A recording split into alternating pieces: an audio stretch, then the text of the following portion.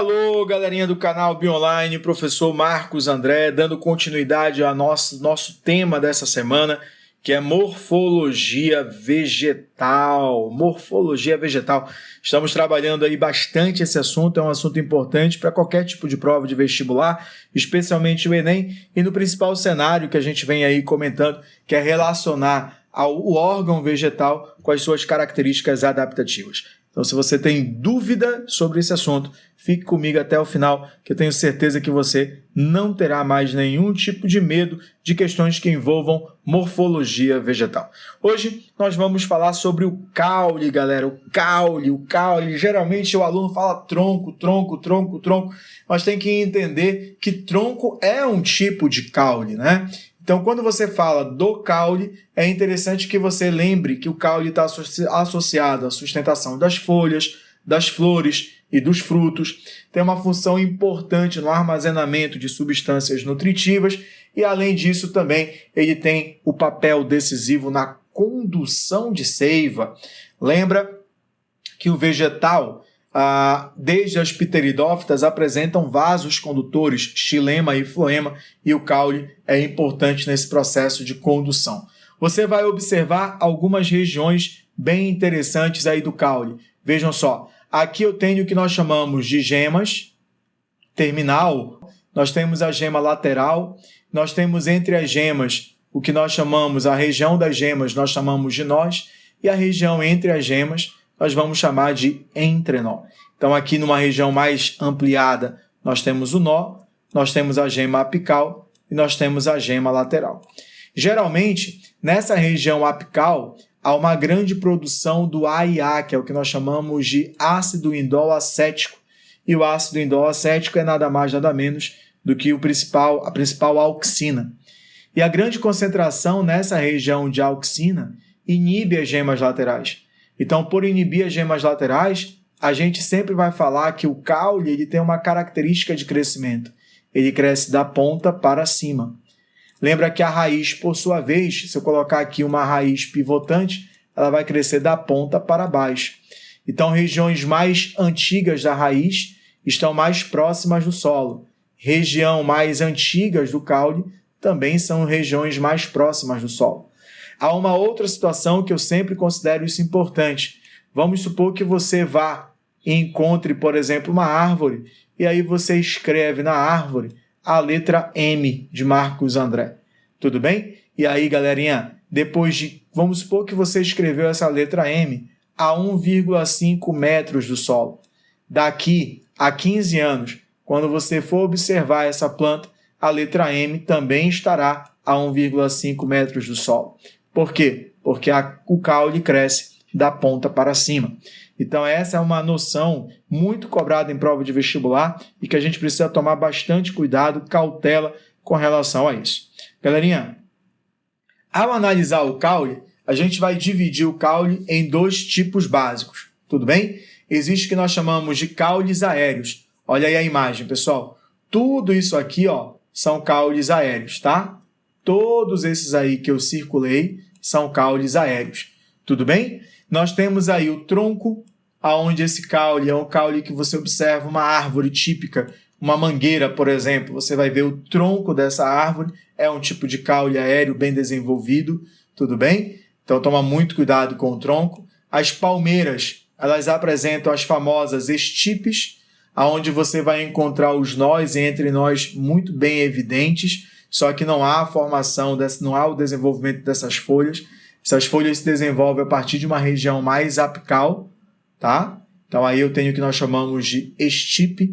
Eu tenho um tipo de caule chamado de colmo, onde também você observa os nós bem aqui, bem definidos, tá? Atenção para um detalhezinho que é interessante. A gente pode ter um colmo que é considerado oco, como é o caso do bambu, e o maciço, como é o da cana-de-açúcar, para retirada aí, né, para a produção, por exemplo, do açúcar de mesa.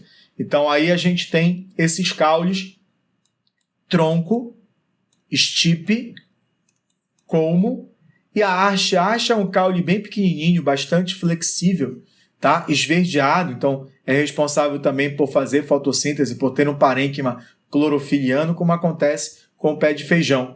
Aqui ao lado, pessoal, tem um outro caule que é interessante, que é o rastejante, como acontece com a melancia, como acontece com o morango. É interessante porque esse caule, se eu parto esse caule bem aqui, ele é interessantíssimo pela propagação vegetativa, ou seja, para reprodução assexuada. E bem aqui eu tenho um caule de planta trepadeira, né? Então esse caule de planta trepadeira, alguns têm que tomar muito cuidado, porque alguns promovem o estrangulamento do caule da planta que está sendo ali, de uma certa maneira, utilizando como suporte, pode causar a morte da mesma. Esses outros caules aqui são chamados de caules subterrâneos. E dentre os caules subterrâneos destacamos os tubérculos. Galera, tubérculo, batata inglesa. Cuidado, não vamos confundir. Galera, batata doce é uma raiz tuberosa. Batata inglesa é um tubérculo, é um caule. Cuidado com esse detalhezinho, não vá confundir. Ele tem um parênquima amilífero muito bem desenvolvido que serve justamente para acumular nutrientes. O rizoma é um caule também subterrâneo, típico da bananeira, por exemplo, aí das pteridófitas, que crescem rente ao solo. E aqui eu tenho o bulbo. Cara, o bulbo, a gente tem como exemplo a cenoura, tá? O bulbo, nós temos como exemplo a cebola, o alho. No caso da cebola, é um bulbo simples. No caso do alho, é um bulbo composto. Então, você tem que tomar bastante cuidado com esse tipo de caule, que são caules subterrâneos. Eles apresentam folhas modificadas, que nós vamos falar na próxima aula, que são chamadas de catáfilos, que são folhas que armazenam uma grande quantidade de nutrientes. Então, aqui nós temos os tipos de caule, que vamos dividir em caules aéreos e caules subterrâneos.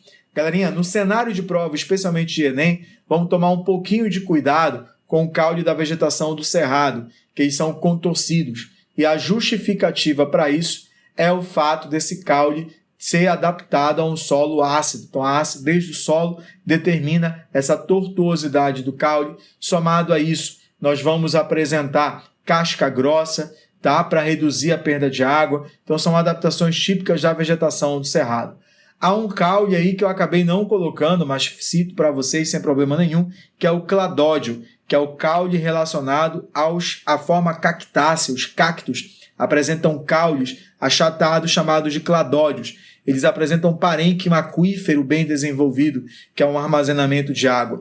E nós temos lá no manguezal os rizóforos, que são modificações caulinares que lembram um pouquinho raiz para aumentar ainda mais a capacidade de fixação do vegetal ao solo do manguezal. Aí a gente tem uma raiz tuberosa, no caso da beterraba, e aqui eu tenho o tubérculo e o bulbo, tá? Nesses dois casos são caules e aqui é uma raiz. Então vamos só chamar a atenção para o bulbo e para o tubérculo, que são exemplos de caules subterrâneos.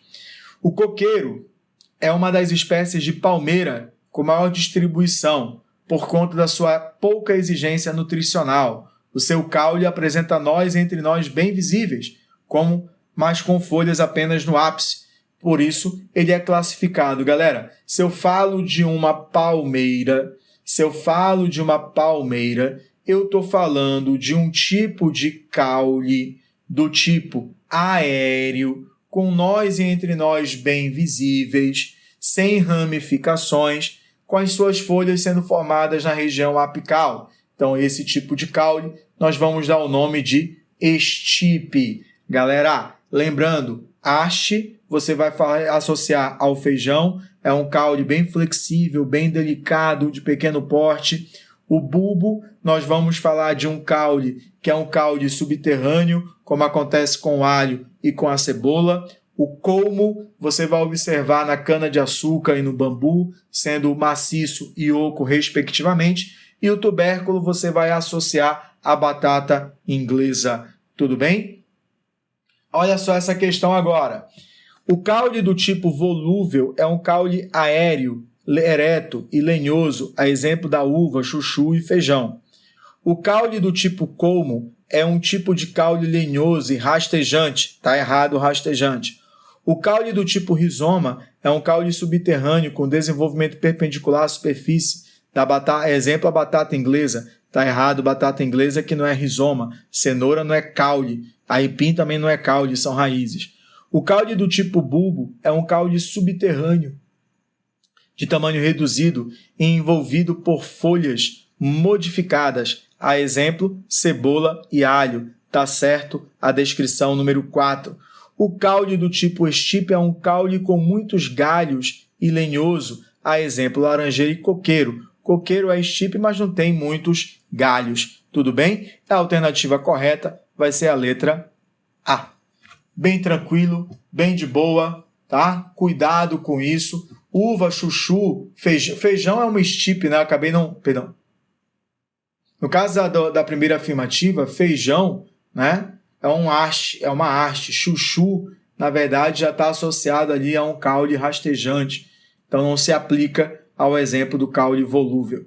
Beleza? Galerinha, quem gostou, dá um like, ativa aí o sininho da notificação para você receber mais aulas. Obrigado por ter ficado comigo até esse presente momento em aula de morfologia vegetal. Fique atento para a próxima aula que nós vamos falar basicamente sobre as folhas. Fique ligado aqui no canal BioOnline.